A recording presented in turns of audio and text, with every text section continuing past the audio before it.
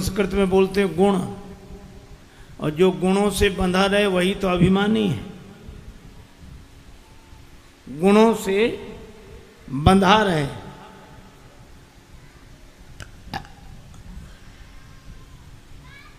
भगवान राम ने धनुष तोड़ा तो रस्सी छोड़ दी, मानो संकेत किया गुण तो रहे पर गुणों का अभिमान न रहे। और ये अभिमान इतना विकट है महाराज,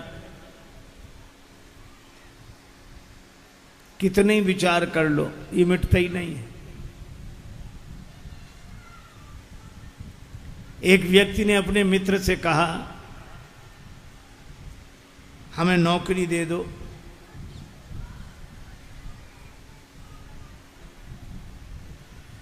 दूसरा मित्र बोला कि हमें तो नौकर की तलाश ही है, तुम ही मिल जाओ। काम क्या करना पड़ेगा? बोला और तो हम सब कर लेते हैं, सोच विचार में कच्चे हैं, हम विचार ही नहीं कर पाते। तुम विचार करके बताया करो, हम काम किया करेंगे। ठीक है, कितना रुपए महीने में दोगे? का 5,000। ठीक है, पर उसने उस नौकरी देने वाले मित्र से पूछा कि तुम क्या करते हो?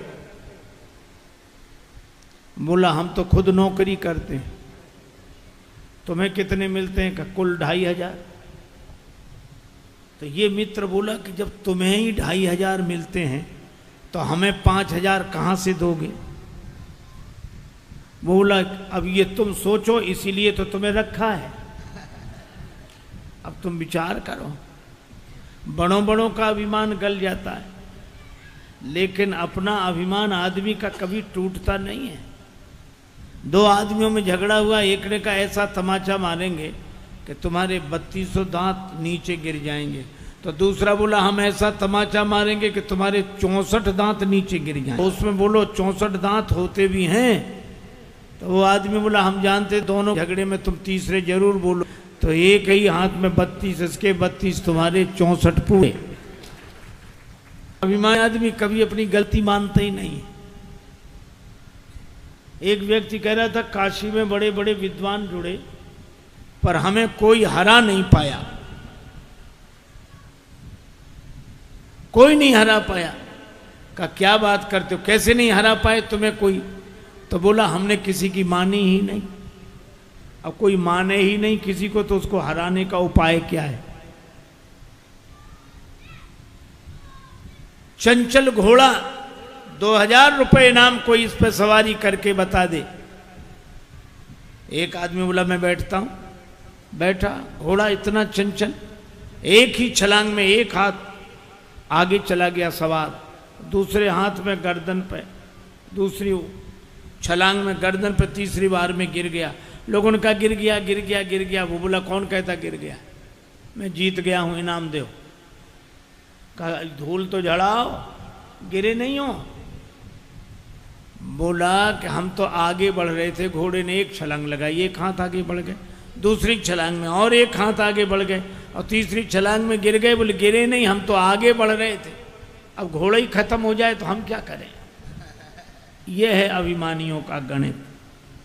महाराज ये कभी कितनी बातें सुनाऊं मैं आपको।